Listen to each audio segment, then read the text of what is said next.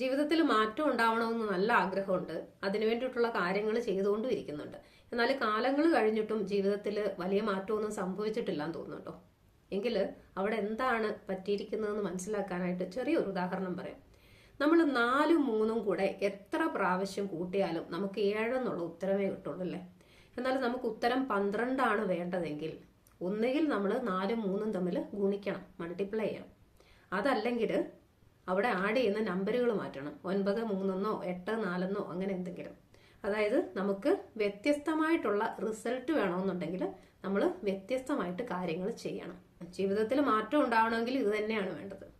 നമ്മളിൽ പലർക്കും പറ്റുന്ന അബദ്ധവും ഇവിടെയാണ്. അതായത് ജീവിതത്തിൽ മാറ്റം ഉണ്ടാവണമെന്ന് ആഗ്രഹം ഉണ്ടാവും, പക്ഷെ ചെയ്യുന്ന കാര്യങ്ങൾ ഒട്ടും തന്നെ വിട്ടുകളയാനായിട്ട് നമ്മൾ തയ്യാറുമല്ല. അതായത് അതേ ചിന്തകൾ, ഫീലിങ്സ്, ഇമോഷൻസ്, ആക്ഷൻസ്, ബിഹേവിയേഴ്സ് ഇതെല്ലാം അങ്ങനെ തന്നെ പോകും. അതുപോലെ നമ്മുടെ ജീവിതത്തിലേക്ക് വരുന്ന അനുഭവങ്ങളോട് നമ്മൾ പ്രതികരിക്കുന്ന രീതിയാണെങ്കിലും എല്ലാം അതേ രീതിയിൽ തുടർന്നുകൊണ്ട് പോയിട്ട് വ്യത്യസ്തമായിട്ടുള്ള ഒരു റിസൾട്ട് കിട്ടുക എന്ന് പറഞ്ഞാൽ നടക്കുന്ന കാര്യമല്ല.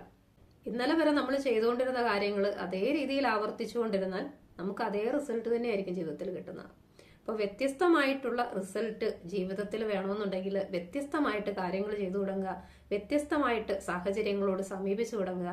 എങ്കിൽ മാത്രമേ നമ്മൾ ഉദ്ദേശിക്കുന്ന രീതിയിൽ ജീവിതത്തിന് മാറ്റം ഉണ്ടാവുകയുള്ളൂ. അതുകൊണ്ട് ഇനി ഈ രീതിയിൽ ഒന്ന് സമീപിച്ചു നോക്കുക. Have A peaceful day.